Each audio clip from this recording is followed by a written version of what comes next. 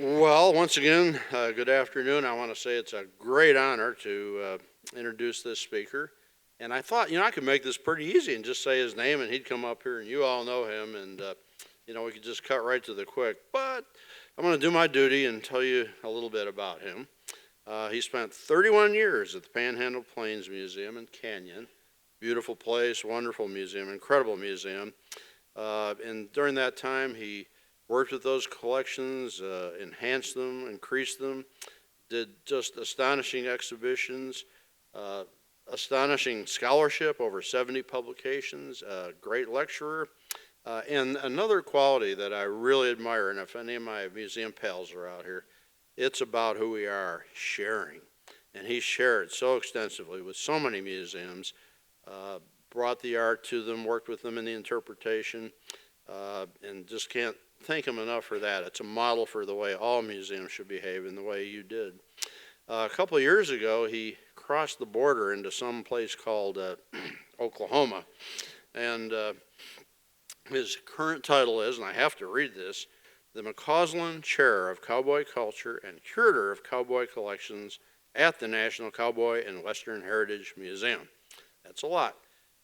He still continues to garner, I think, great honors, do wonderful work. He's recognized across the nation as a great curator and scholar, but I hope you all know that his heart is right here in Texas, always has been, always will be. Among you collectors here, I think scholars, all of us were familiar with the dictionary. A recently published wonderful book, Rounded Up in Glory, about Frank Ray. Great read and so informative about the really father of Texas art. And then for you collectors too, many of you, I know he's gone to great lengths to travel with you, to point out great works, advise you. Could not have been more generous and sincere in giving.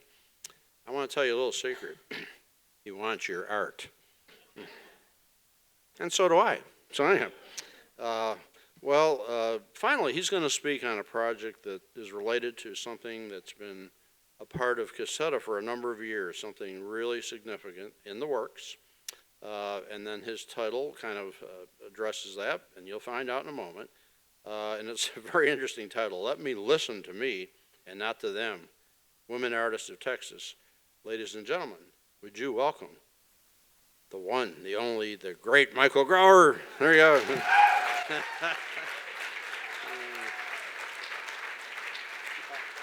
Thank you. Thank you.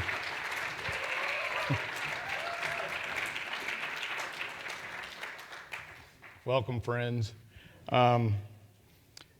My title at my new gig at the National Cowboy Museum, Howard left out the part that's related to why I'm here, and that's I'm also curator of Western art, which includes Texas, of course, as it should. So I get to wear lots of hats, mainly two, in my current role, but any chance I can get on the proper side of the Red River, I'm going to take it. Because, as I always like to say, this is where Bob Wills is still the king. And I'm proud to say I had a little something to do with Mr. Wills' induction into the National Cowboy Hall of Fame come April.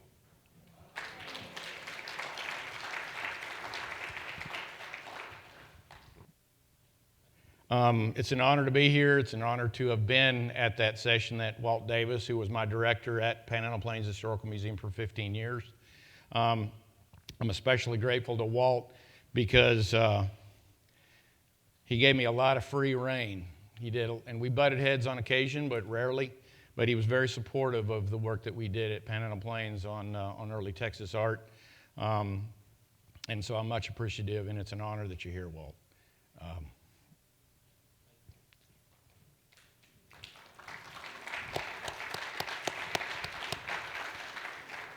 Well, we're going to get choked up early, apparently. Anyway, it's an honor to be here, and thank you. And, I have to start every day with being in a place of gratitude, so I thank God for every day.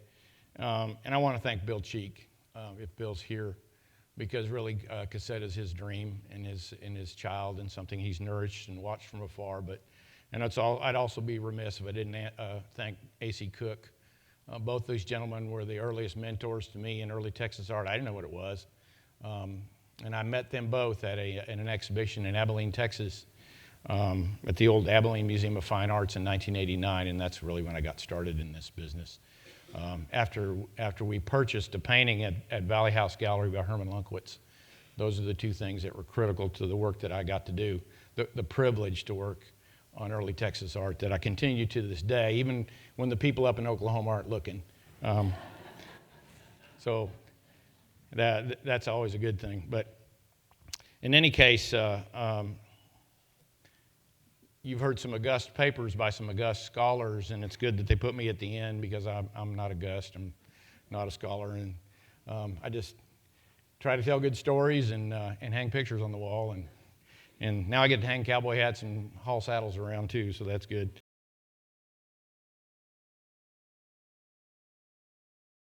I've been an art curator for 35 years of a 37-year museum career, and I'm fortunate in that the work that I've done for the most part has been with artists who are deceased, and I say that simply because there are advantages to working with deceased artists, and most of those involve they're never late, they don't procrastinate, they don't complain. So I admire my colleagues who do work in the contemporary art realm or with the living people. I don't have the patience. I just don't. And so that's a different kind of herding cats that I haven't had the privilege to do very often, although I do get asked to jury art shows and that sort of thing these days, but I don't have to talk to the artists, and it's always a good thing.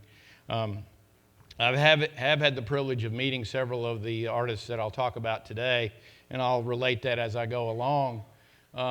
But as an art curator, dealing with paintings, sculpture, prints, whatever it is, drawings, you're dealing with an object that's a finite set of circumstances. And I'm involved with a little project that Howard alluded to, and that's a forthcoming volume on women artists of Texas.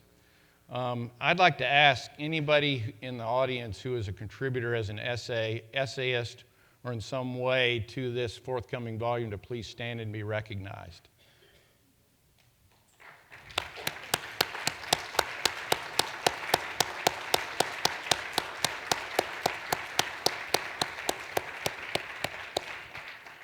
Now, when you give a topic to a historian or an art historian that they feel passionate about, it's like when you give a mouse a cookie. They're going to want to write about it. And I just learned this just a couple of hours ago, that originally when this project was proposed to Texas A&M University Press, the ceiling was something like 68,000 words. Well, I think we tripled that. And you just met the cats, the people that just stood up. Herding those cats, fortunately, didn't fall to me, but it did fall to two of our most esteemed scholars in Texas, and that's Victoria and Light Cummins. So I'd like for you all to rise and thank them. Thank them.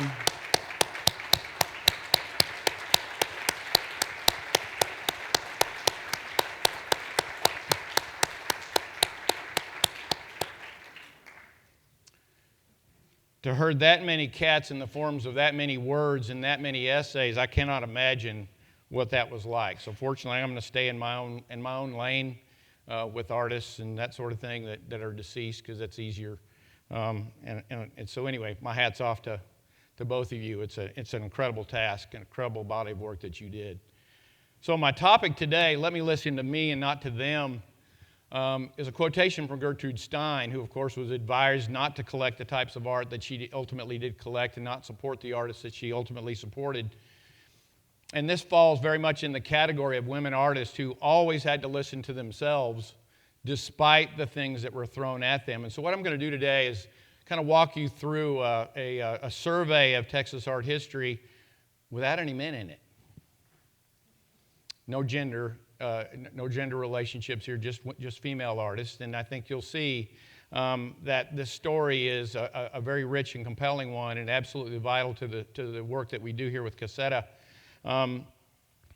And this has been alluded to in several of the talks that we've had today from Sue and Katie and Emily, Susie, etc. particularly, and this is in my own research, but I think it's consistent with what other people found. A female artist in the U.S. was challenged to make a living purely as an artist. Most of the time they had to find work as a commercial artist, and most especially as teachers, and that created great demands, as we heard earlier today, on their time. So the time to make art was not afforded to them, and they had to carve out places and times during their days and weeks and months and years where they could actually make art, and sometimes that was quite limited. They also felt compelled to be on the cutting edge, and this is why, for example, the ladies at Denton found their way to Provincetown, Massachusetts, to stay on the cutting edge of art movements and art styles and all kinds of things going on in the art world, because it was vital to the things they were trying to pass on as conduits to the wider world of art. And that's a key thing to remember, is that Texas art, sometimes in our zeal to celebrate it, we have a tendency to ghettoize it. And we need to remember that it is part of the greater tapestry that's woven into world art. And so these women artists, who are usually teachers, had to stay connected, and so they traveled all the time to art colonies all across the U.S. and in the world, and we're going to look at a little bit of that today. Now, I only have about 40 minutes to do my talk, so if I leave out your favorite artist, see me afterwards. You can slap me around afterwards, but not during the talk if you don't mind, because I will get distracted, because that does happen to me.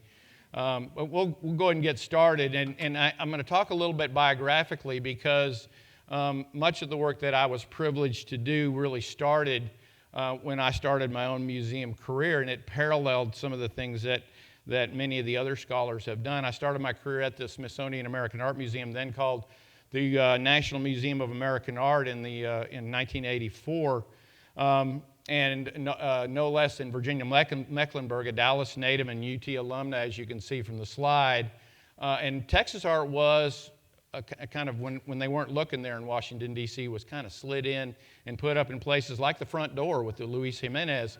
And that's pretty important. But Virginia, along with a woman named Julie Schimmel, who was an assistant to the director and a noted art historian herself, and especially Betsy Brune, who, if I'm not mistaken, became the first female director of a Smithsonian museum and ran that museum, Smithsonian American Art Museum, quite ably during her time. Now she's now retired. Virginia's still there as a senior curator, and also Eleanor Jones Harvey, who also worked here at the Dallas Museum of Art. So it was a launching pad for me. But when I got to SMU in 1985, after not quite 2 years at Smithsonian, you couldn't escape the presence of Dr. Eleanor Tufts, who had published Our Hidden Heritage, a book on women artists throughout art history, in 1974. And she was a dynamo. Those of us who went to SMU, you know what I mean.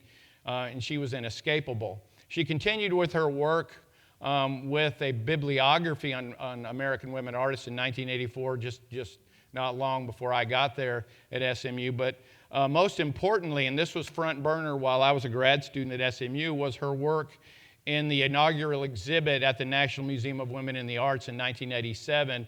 And I love this quotation by the foremost feminist art historians in the country. And that was quite powerful, that she focused in on this brand new building in Washington, D.C. that I used to walk by when I worked there as an exhibit specialist at Smithsonian. We knew what was going on. We just didn't know when the museum would open. Because that was on the walk between the Smithsonian American Art Museum at 8th and G Streets to the Renwick Gallery, which is across the street from the White House. And we would pass this building, and we knew something important was happening. And little did I know, things came back together for me at SMU when Dr. Tufts was working on this. Her partner, Dr. Alessandra Comini, an equal dynamo to Dr. Tufts at SMU, was an essayist in the catalog as well.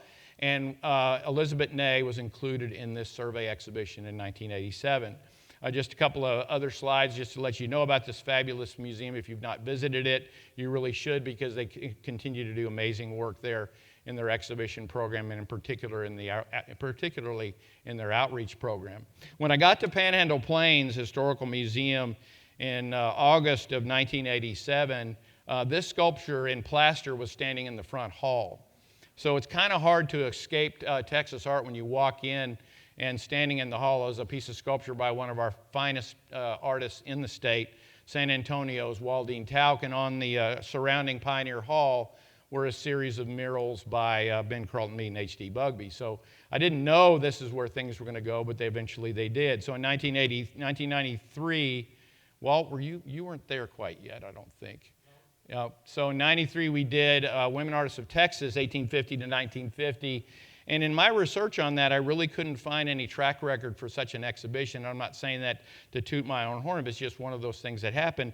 Although I do believe Martha Utterback had done a small exhibition at the Whitty prior to this, and there had been great works that pinpointed women artists. Susie Khalil talked about her work on the Fresh Paint Show, but that was largely in the catalog where Women Artists of Houston were cited as they should have been. So it was a proud day to put this on the wall, and it's kind of a fuzzy slide, but you can see the Waldine Tauk sculpture, the Henderson Memorial in the foreground. On either side on the back wall, and it's kind of hard to see, to the left is an Inez Staub Elder, and on the right an Ola McNeil Davidson. Both of those belong to Bill Cheek and Mary Cheek, and they were always generous in lending to the exhibitions that I did. A couple of years later, I received a call from Pat Trenton, who was putting together an exhibition that would tour the country called Women Painters of the American West. And I highlighted the word painters because they did not include sculptors, they did not include printmakers. And she called me and said, I understand you recently did an exhibition on Women Artists of Texas. And I said, yeah, we did. It was pretty well received. And she said, I'd love for you to be a contributor to the catalog, but you're a man. And so we're also putting on a symposium, and we'd love for you to come speak, but you'd have to wear a skirt. Now, that's amusing on one level, but on another level, that stung a little bit. But she also said, could I send someone to look at your research, to write the essay for the catalog in the book that was an award-winning book eventually? I said, absolutely. So Becky Duval-Reese came, and eventually she co-authored the essay on Texas artists' Lone Star Spirits with Susan Landauer, a scholar from Oakland, California. Enough said about that. Okay, so 1995, that same year of Independent Spirits, Henry Gadbois, I guess he had heard about our Women Artists of Texas exhibition.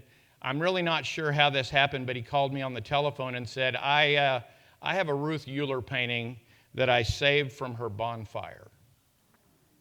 I rolled it up and put it in my attic, and I've had it all this time because I didn't want her to know I had it. I would like to donate it to Panhandle Plains Historical Museum. Walt, I think you were there by then, and it was a bit of a reach to take a painting that was not in the best condition, and this is a photograph and a series of photographs.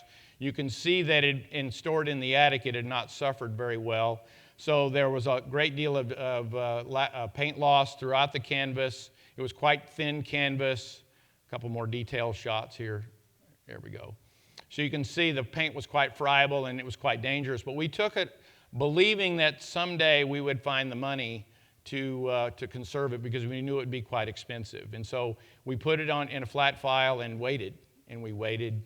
And we waited for 11 years, and we finally had found the funding to conserve it. This is it on the hot table, the vacuum table, conserved by David Spangler, who had worked for Panhandle Plains for many years, but was in private practice by this time back in Wisconsin. And I think you can see, literally, this is a phoenix from the ashes. And this phoenix from the ashes story, and this is the way growth looks today, it's quite powerful. It's, as I've interpreted it, and with the help of Randy Tibbetts and many other scholars, we figured out when she exhibited it at the Houston Annual Exhibition in 1934. The title is Growth, and I believe we can read it as an allegory of womanhood in Texas. I believe that the central figure is a self-portrait of Ruth Euler, and perhaps in the guise of Mother Texas, or certainly a power figure, needless to say. So this really inspired me to continue with the work, and also encouraged Panhandle Plains to continue the work that we had started. A year later, I was asked to curate an exhibition at the then Women's Museum here in Dallas. Once again, everyone shared their works with us. And it was a perfect spot because right outside the front door was Clyde Giltner Chandler's Gulf Cloud, one of the first sculptors in Texas to receive any sort of national recognition. And I thought that was quite spectacular. That was really a wonderful show, and we were able to document that through the efforts of Casetta. So here's our survey. Here's where we are for the meat of the program, let's call it. We have heard already, and I thank Emily for showing the slide of the rock art, because I too am a rock art junkie, to remind us that there were native art makers here, and Howard alluded to this too at that first facilitating meeting. And when does early Texas art start?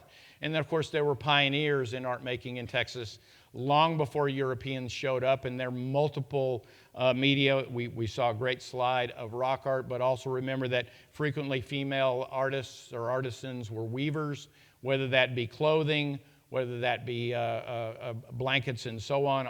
Ultimately, a learned tradition brought over from Spain. And I think it's also important to remember that the most influential European country in Texas was Spain, followed by Mexico. And sometimes I think we forget about that because there are certain angles that scholarships does take.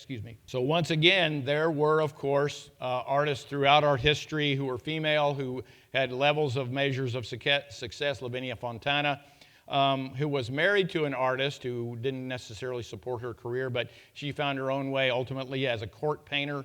And likewise, one of the greatest names in art history, Sofonisba Anguissola, who had actually the support of her life partner in her work, ultimately as an official painter, and they were really quite successful. So we're going to go kind of quickly through this to get to Texas.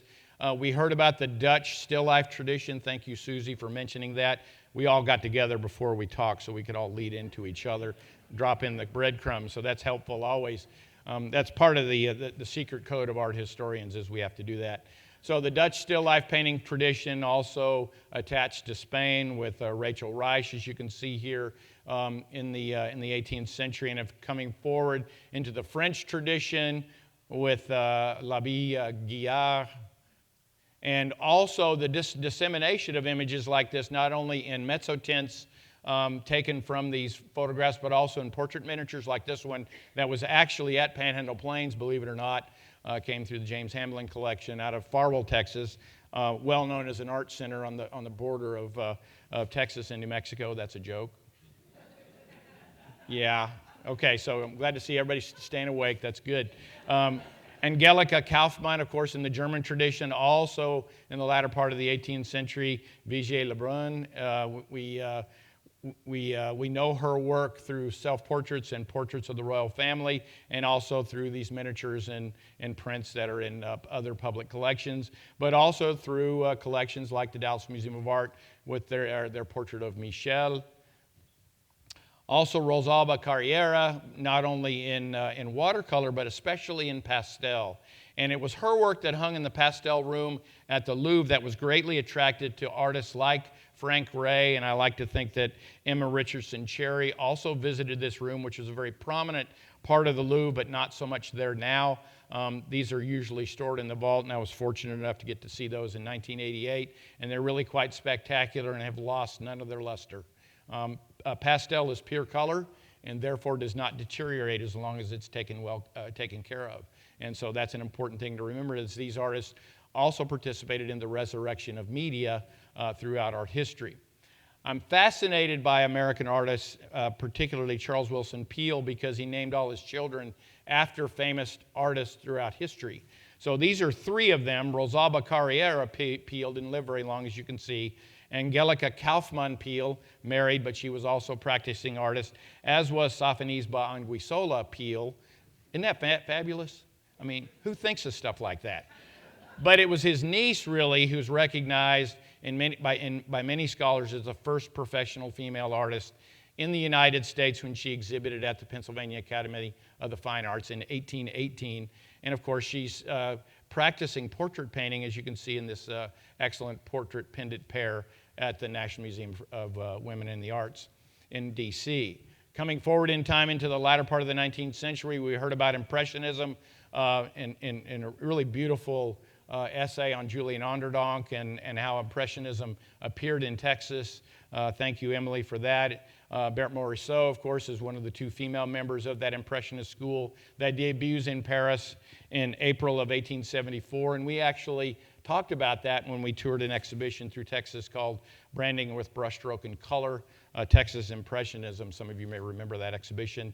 And just to see that this artist is well represented in Texas, the Museum of Fine Arts Houston, as you see in these two paintings, and also at the Dallas Museum of Art with these two paintings, and of course at the San Antonio Museum of Art in pastel. And once again, pastel is a key player in art making in Texas, not only through the work of Mr. Ray, but also through Eisenlohr and many others. Sue, I'll talk to you about that Eisenlohr that was in John Lunsford's house someday. After a while, we'll talk about that. Mary Cassatt, of course, in many ways is better known as the female member of the Impressionist group, a great self-portrait seen at the Met. We usually identify Mary Cassatt with her work in the theatrical realm, particularly with paintings like In the Loge, as you see here in the MFA Boston. But we also know her through her work with depictions of motherhood and especially with children. And this really carries through with a tradition that in many ways helped pigeonhole female artists as only being suitable to paint babies and children, and particularly female sitters, because of course the more robust figures should be left to the men. Likewise, women artists were particularly suited to paint puppies and kittens and pretty things like flowers and so on. Something that we need to be highly aware of. But once again, I'll point out that this is a pastel, and pastel is a key part of this story. Likewise, Cassatt at the MFA in Houston. And also, we heard about the McNay Art Museum and their excellent collection of European modernism, particularly in their attention to prints. And thank goodness we're paying a greater attention to Texas prints. This wonderful woman bathing in aqua tint and dry point by Mary Cassatt. And it also brings in the fact how much there was an influence of Japanese art in the French school that eventually found its way to Texas shores. So Japanese ukiyo-e prints, as you see here, cheaply printed wood blocks became highly influential through their plunging perspectives and strange diagonals that we see evidencing and surfacing in all Texas painting in particular. Mary Cassatt also played a role in the resurrection and renaissance of mural painting, public art, at the World's Columbian Exposition in Chicago in 1893, where Impressionism around the world really took center stage in the art offerings there. And I'll just do a quick detail of the modern woman mural here. This is the center panel. And this is really powerful. It's a really powerful statement about women's role in public art, which scholars like Victoria Cummins has written about, and also in the forthcoming volume.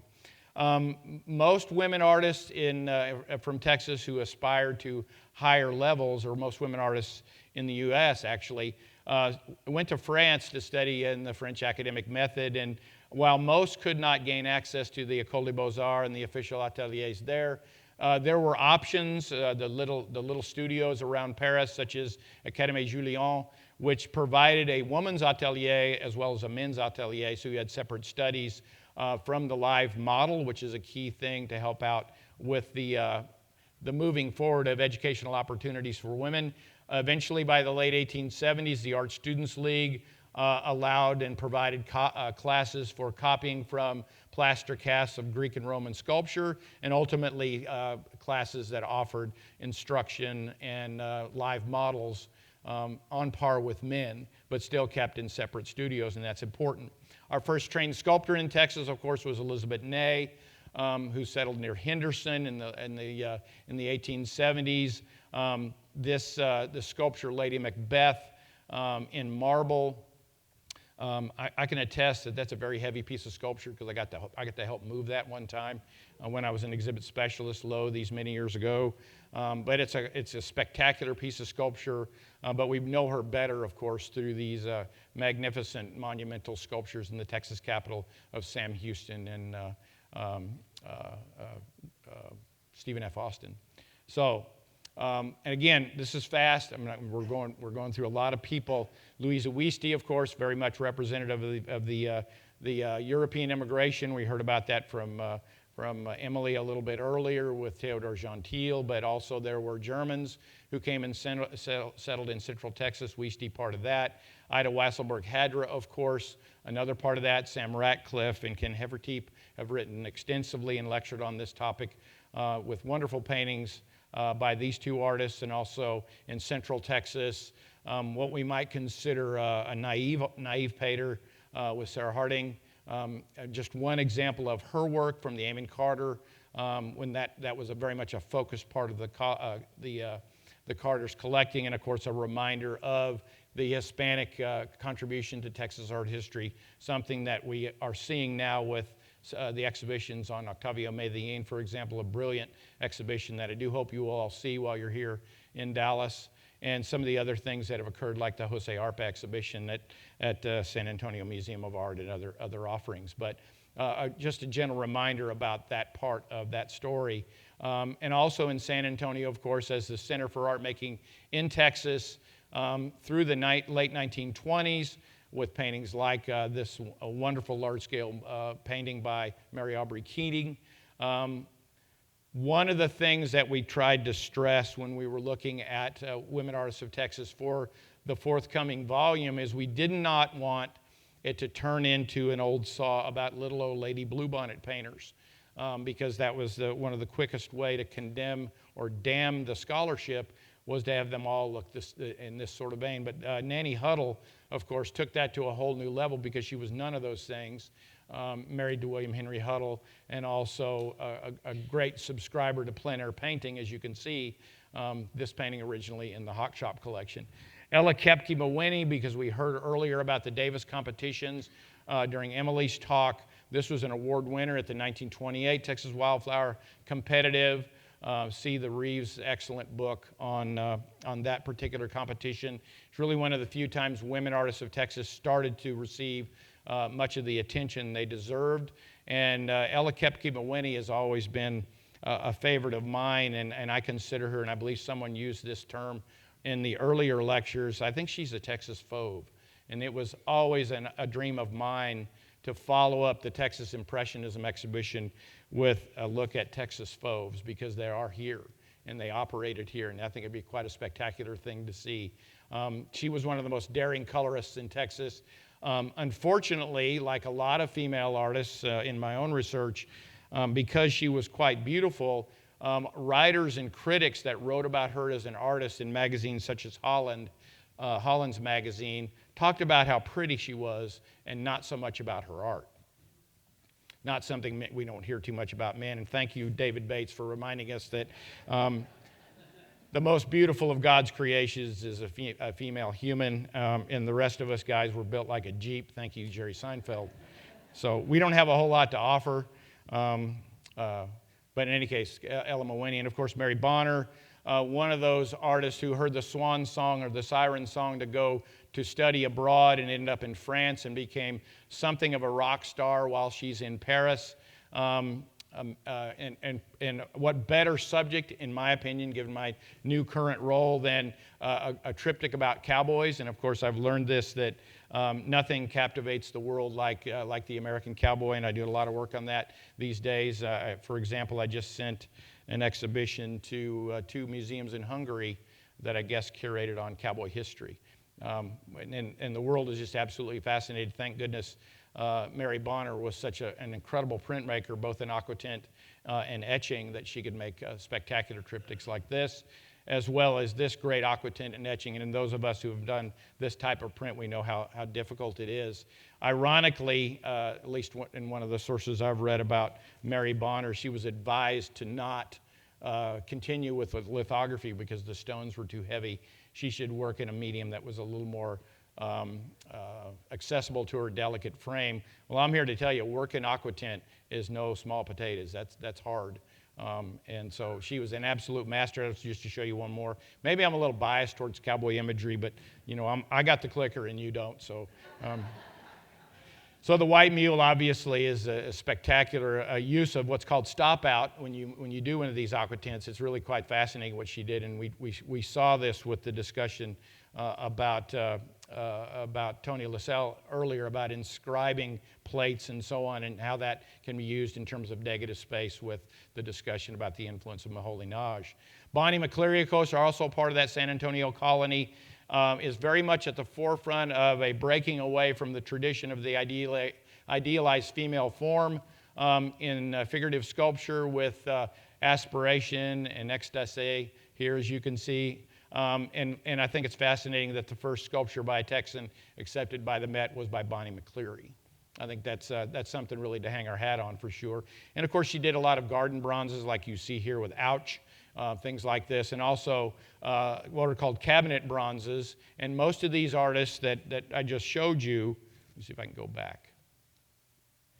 Those artists that are named right here, let's see. Don't point it at that, point it at this. Here we go.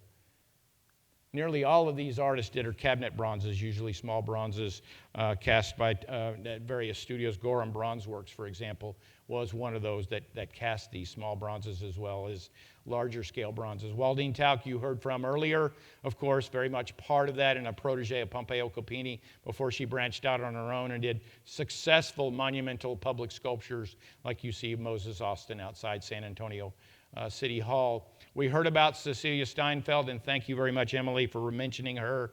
Cecilia was always a mentor to me and to all of us. I wanted to be Cecilia Steinfeld when I grew up in Texas art history, and she was always very kind and shared, although not being a smoker, that sometimes was a little challenging when you were around her, and nobody was going to tell her to not smoke in her office, that's for sure. But I pried her and peppered her when I kept running across her name as an exhibitor as Cecilia Neuheisel until she finally begrudgingly sent us a painting, one of her still lifes, which I think you'll agree with me that as good as she was, as important as she was as an art historian, she was a hell of a painter too, as you can see in just this one example, working both in oil and watercolor. Likewise, one of our other great painters, Martha Simpkins, of course, continued to train and also live back and forth between New York City and Dallas. Really became the foundation for art making in Dallas in many respects, but also the technical proficiency to depict virtually the same still life in two different media as successful as she does in this pairing here, I think speaks really highly, very highly to her skill as an artist. She's usually and often pigeonholed as part of that old guard, but I think we need to remember that this is a woman who continued to study at the Art Students League after she was in her 90s. She could never learn enough. She could never stay cutting edge enough. And likewise, Jessie Davis, very much part of this conversation with the spectacular painting, the Fair Park Lightning painting, which is one of my favorites in Beverly and George Palmer's collection. Adele Brunet, very much part of this equation, who also taught classes at Cristoval, Texas, down near San Angelo, a place everyone should see in the early Texas art lexicon, in my opinion. And one of my personal favorites, Florence McClung, I was blessed to have an interview with Miss McClung in 1991, lo, these many years ago, and she couldn't be more gracious. And I, being young and not really knowing what I was doing and came there with all kinds of preconceptions, she was too much of a gracious lady to spill any dirt on anybody. But she was also very candid and frank in her interview with me, which I made on one of those little reporter cassette things. Try transferring that to something you can use today.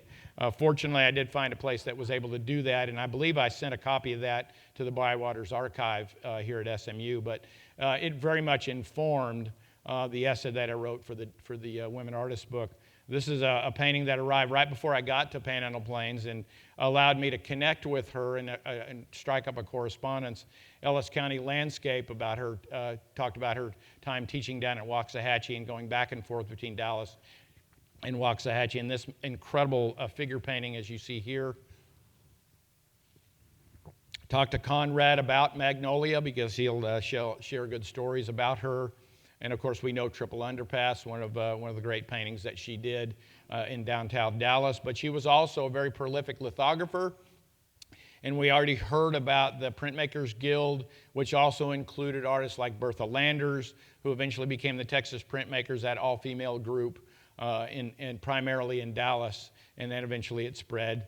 to others. Catherine Nobles, of course, one of the lesser known, but obviously equally skilled painters, a spectacular regionalist artist, very much in that canon, as was Barbara Maples. Most of her work we know through her prints, largely serigraphs, but she was obviously very, very clearly quite a painter, as was Inez Staub Elder in one of my favorite paintings from an exhibit I did called Lone Star Still Lifes. I'm not trying to make this about the different exhibits. That's just my frame of reference. Is I got to hold these things in my hand. I didn't just get to take a picture, have somebody send me a picture. Getting to hold these things in your hand, you get to kind of tag along a little bit.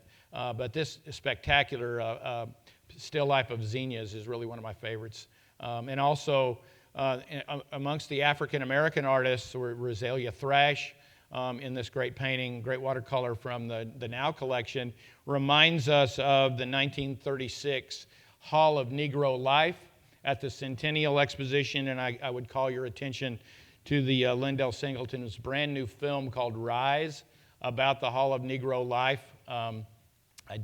I think it debuted last week. I do know that there'll be another showing on June 17th, so pay attention to that for KERA PBS here in Dallas. So be aware that African American artists are very much part of that conversation, as are outsider artists. And thank you so much for bringing our attention to Clara McDonald Williamson. Of course, I had to throw this one in there. You know, it's Cowboys, man. You got to throw that in there. Well, I did have the opportunity to borrow this during my career, and it's quite spectacular. But can't escape Dallas without talking about this incredible piece of sculpture by Allie Tennant with the phenomenal book by Light Cummins. Really takes us through her career. In many ways, something of a tragedy, I believe. But her work has found its way into major public collections, including the Dallas Museum of Art. And I'm proud to say we found a repoussé for Panhandle Plains collection that Dr. Cummins helped track down its original source as a demonstration piece for Dallas Technical High School. Am I right, Light? Isn't that correct? I think that's right. But in any case, of course, also at Hall of State, and you're going to get to see this tomorrow, Dorothy Austin's great Cowboy, Mabel Fairfax Carl, carved wood. And the key thing here is these are carved sculptures. Carved sculpture, first of all, sculpture is a man's art, okay? And carving is also limited to men. At least that's in the belief system, of course, that also believe that women can only paint puppies. So none other than Alexander Hogue recognized this when he talked about the offerings at the Texas Centennial Exposition art shows, when he said, all the great sculptors in Texas in 1936 are women. Anybody hear the call for a Texas women's sculpture show? Anybody? Bueller? Okay, good. Mimi Murphy was part of that conversation as well with her Wellum. Really spectacular carved wood sculpture, in this case with mahogany. Crushita by Bess Bigham Hubbard, an artist from Lubbock who was known in two realms, both as a sculptor and also as a printmaker, which we'll talk about in a minute. And Electra Wagoner Biggs, very much part of the great Wagoner Ranch family out near Wichita Falls and in the Vernon area, was also a sculptor in her own right, most of which you find at the Red River Valley Museum there in Vernon. But this is a painted plaster version of her Study of a Young Girl at the Amarillo Museum of Art. We also had this work of art by Jessie Davis, who we normally knew as a painter, but she was also a sculptor, mainly involved with sculpting heads of Frank Ray for the Frank Ray Art Club. But this fell in our laps at Panhandle Plains, and it's quite spectacular. And I have Dr. Cummins, again, to thank for finding a reference to Mrs. Oakey in a Dallas Times Herald article. So we were able to name her and have her conserved, and this photograph doesn't do it justice. She's quite spectacular. Eveline Sellers in Fort Worth, to segue to the Fort Worth School. I was fortunate enough to meet Eveline Sellers, and her work, as you can see, is quite spectacular, taking us into a new level of modernism, both with Head of Eve from the late 40s and Blue Hyacinth at the Old Jail Art Center, a place we all need to visit. Patty East amongst the painters there in the red dress. Really very much part of that foundational Fort Worth School. And once again, I can't show everybody from Fort Worth, but I can show Anastasia Salt in this great still life with heavy influences from New Mexico, where many of these artists would visit. These female artists in particular would visit to be at that particular art colony. I also was privileged to know Marjorie Johnson Lee. She dug this painting out of the closet and handed it to me as I walked out the door. It was not in this condition. We had it conserved, and actually she painted it when she was studying under the GI Bill at the Art Students League after World War II. I think it's a killer painting in the Panhandle Plains collection. And of course, at Denton, Texas, the strongest group of women artists anywhere in the state with respect to Houston, I would say, was at Denton, and all associated with Texas Women's University, today called Texas Women's University. I can only show a few. We heard about the association with Provincetown. Again, this reminds us that these artists were teachers to make a living, but artists in their soul, and they traveled to places like Provincetown, Santa Barbara, Taos, New Mexico, Woodstock, New York, Brown County, Indiana, various places. Female artists who were instructors traveled to stay on the cutting edge of art making. Edith Mae Bresack. I remember distinctly seeing this slide for the first time at a Caseta meeting in 1999 in, I believe it was San Antonio. And I was just blown away by this painting. It's quite spectacular. We heard about Carlotta Corcoran and the use of photography as a modern art form. Spectacular work, and of course brought another agent to that incredible art colony there at Denton. Again, I'm going fast and I can't hit everybody, but of course Kareem Mary Spellman in many ways rises to the top. And thank you, Dr. Davis, for all your work you've done over the many years for this colony, but especially for Kareem Spellman. A.C. Cook owned this painting, and I remember when he found it, he couldn't have been more delighted when we put it in the Hawk Shop Collection exhibition at Panhandle Plains in 1997. Roadsides, of course, now resides at Dallas Museum of Art. Just because they got there before I did, because I think it would look a lot better in a West Texas museum. Just because remember, there are not enough trees in there for that to be that part of the country. But out in West Texas, they don't grow trees and don't put water in the rivers. And also, Mick Spillman was very generous to Panhandle Plains, and this is just one of the lithographs. Norma Jean, which is quite spectacular, as you can see. We heard quite a bit about Dorothy Lassell, Tony Lassell. This is just one example of her non-figurative work as experimental an artist as you'll find in Texas during this period in the late 40s and early 50s, of course. And of course, the leader in the Houston colony was this grande dame, literally. Although small in stature, I've learned that dynamite comes in small packages. And Emma Richardson Cherry was that dynamite in Houston that they needed to found the Houston Public School Art League, initially to provide reproductions of old masters, but damn it, that wasn't enough. They needed to maybe making their own art, and a spectacular flood control painting on Buffalo Bayou, as you see here.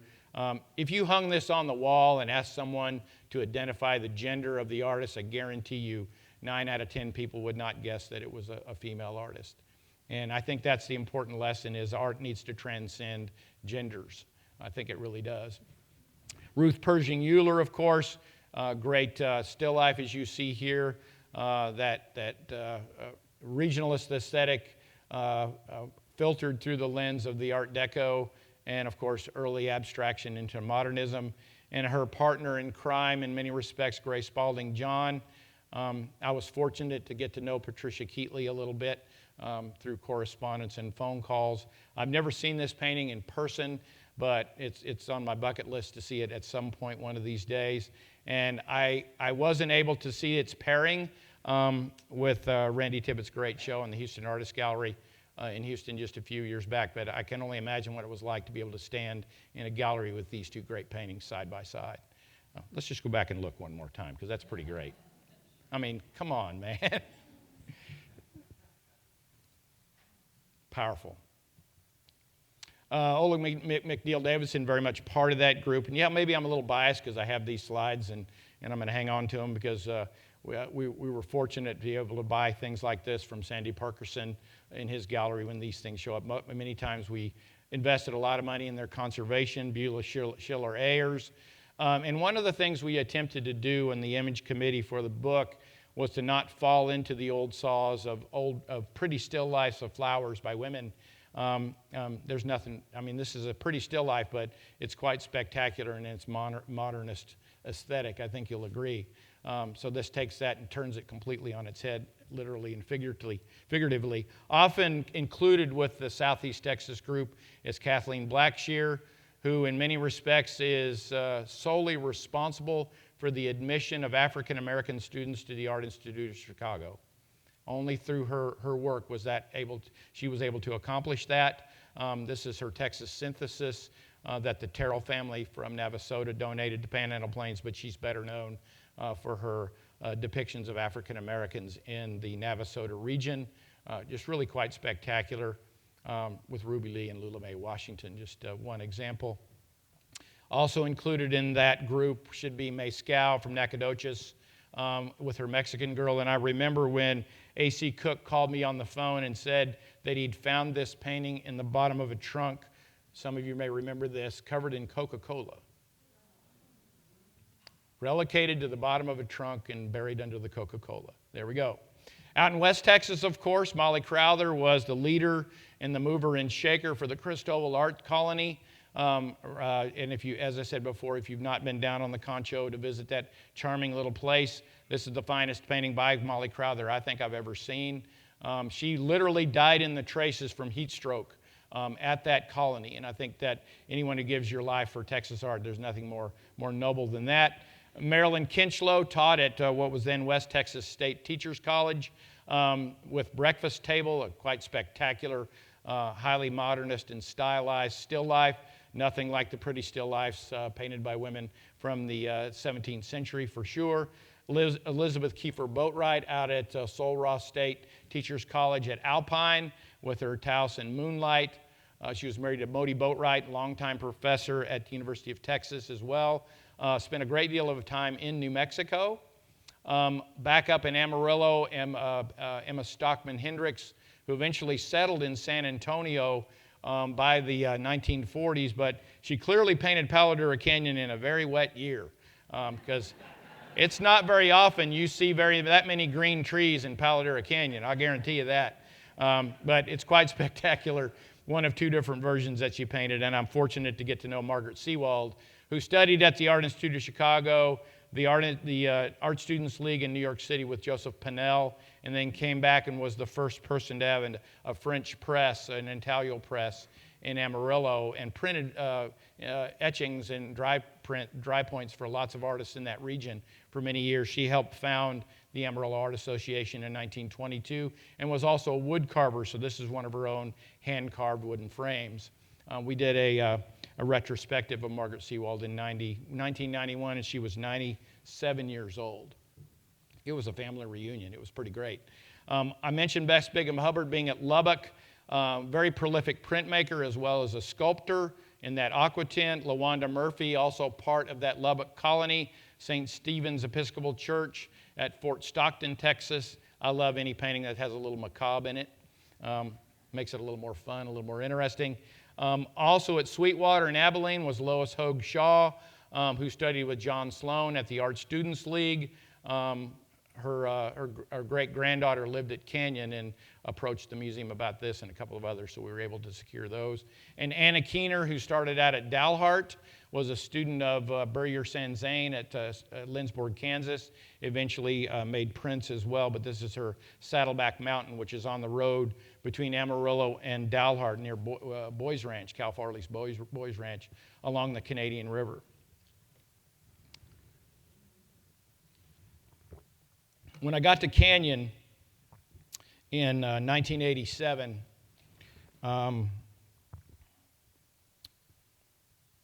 I got there on Harold Bugby's birthday. Now, I have subsequently written a volume on Mr. Bugby, but the recently retired curator of art that I succeeded was Olive Vandriff Bugby, who had made her name as a Texas painter beginning in the 1920s. She was born in San Antonio, had run a sheep ranch at Utopia for a while, hence Utopia, became really quite well known for her wildlife paintings, especially game birds, particularly quail and especially turkeys. That was her claim to fame, and her patronage list was quite long. And she was very much a traditional painter, but her favorite medium was casein because she had done a lot of commercial art in her career. And I think it's important that we recognize how many of these great artists that we consider great today as easel painters or primary sculptors started out as commercial artists. Just look it up. George O'Keeffe was a commercial artist first, for example. So let's keep that in mind. But Olive loved casein, she said, because it dried quicker and she could do different things. And she also did not want to be associated with little old lady bluebonnet painters. She was very adamant about that. And so her take on a bluebonnet painting, as you can see, is quite different than you normally see for a nice field of bluebonnets. As I said, she retired from being curator at the Curator of Art after she succeeded Harold, who died in his sleep on March 27th, 1963. That's my birthday. So I started on his birthday, and he died on my birthday. And Mrs. Bugbee succeeded Harold as Curator of Art from 1963 to 1982 when she tried to retire, but she retired, but which only meant she didn't take a paycheck anymore. She continued to volunteer at Panhandle Plains until she had a car wreck at Claude in 2003. When I first got there on that day, the first thing I was told was, "Don't make Mrs. Bugbee mad." Well, that's the first thing I did, of course, because I was the new guy and I thought I knew everything. But I got to know her and we became friends. And her example of a woman artist in Texas carving her way, fighting through all kinds of different things. Harold was, I believe, her third husband, and she lived all over the U.S. Her father was an engineer and geologist, and she traveled with him all over the desert Southwest making sketches, and so she carved her own way as an artist. Nobody really ever gave her anything. She was a student of Copini for a little while in San Antonio and some artists in New York and various places, but she made her own way.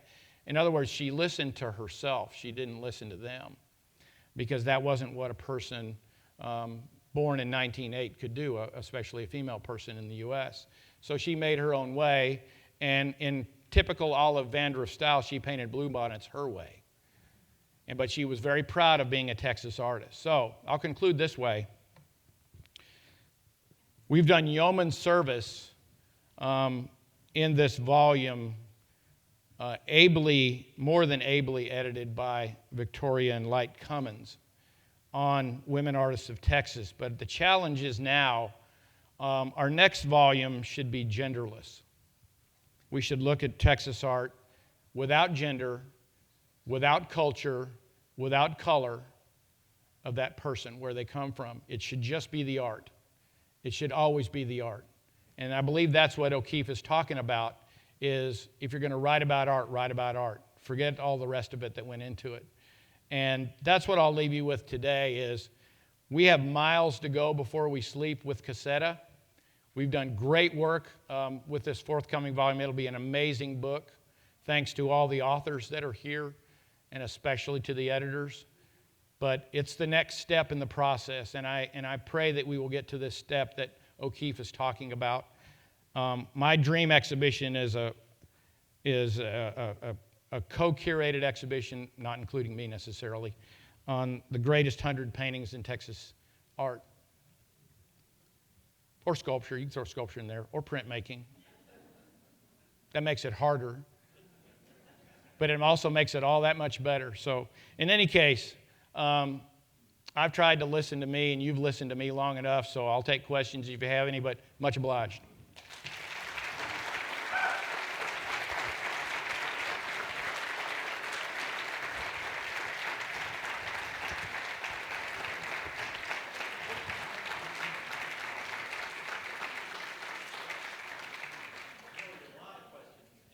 Yes. What are picture number 5 or 3 paintings that you would put in the top 100 I'm going to answer that two ways. First of all, I completely forgot to say this. We all have our favorites, of course, that happens. But I thought I knew Florence McClung until I did the research for the essay that's in the book. And I'm going to say this without reservation, and of course this is going to make some of you really mad. I think she's the most important artist in Texas in the 1930s and 40s. Not only because of the quality of her work, but because of her exhibition record. It's unparalleled, absolutely unparalleled. And I only showed 3 slides, so I'll answer it that way. So A, Florence McClung should be part of that. Did you say 5? I said 5 or 3, whatever you say. Number 1 would be Frank Ray's O Roundup, Texas, 1888. That's number 1. Emily, what's the title of your onderdonk? Your favorite onderdonk? Where is she? That's okay. Your favorite onderdonk that you look at every day? Yep. The question is your favorite onderdonk that you have at Sama. The one you visit every day. That's the one. That's 2. Florence McClung's probably Magnolia or Lancaster Valley. That's how many am I up to? 3? Wow, you're putting me on the spot. Ruth Euler's Growth. I mean, really. That's kind of a slam dunk, I think. Wow. I'm sorry? Acapulco Boy by Lloyd Goff. And I know I usually put him in my presentations, but I tried to keep him out this time because Lloyd Goff didn't qualify in this particular talk. But of course, Acapulco Boy is in the exhibition. Son, you're something else, man. Thank you. Wow, that's a tough one. I'm not got to ARPA yet. Say it again. Oh yes, Palo Pinto. Great Eisenlohr. Oh yeah, you bet. Can I have 10?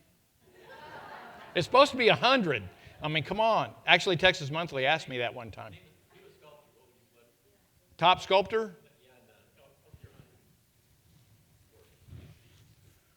Tejas Warrior, Allie Tennant.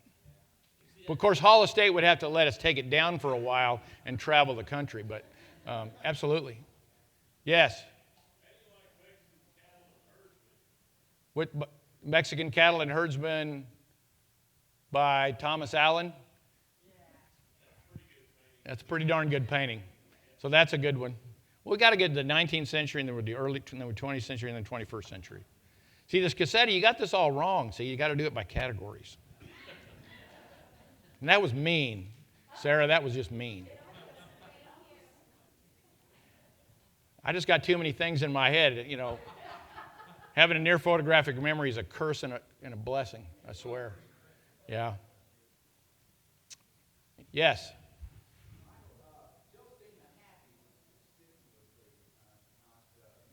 I'm sorry? Well, remember, I could only hit a few of the high points. I couldn't, obviously I did all the Fort Worth School, not all the Denton artists, not all the Dallas artists, just impossible. I just didn't have time. And I even finished pretty close on time, which is pretty amazing for me. I'm notorious for that. Yes. Yeah. Oh, yeah. I'm sorry? Dwight Holmes? Oh, yes. Very prolific, but you got to be real choosy about which Holmes. Yep. Yep. Great painter. Who's with me, you curators? Let's do this, man. Top 100. It'll be a great fight. Anybody else? Oh, I threw it in there. Oh, yes. Oh, yeah. Yeah. Now I'm going to be able to sleep tonight. If I did social media, I'd send it out to you, but I carry a flip phone, so, you know. Obviously, I live in the wrong century. Any other questions? Much obliged. You bet.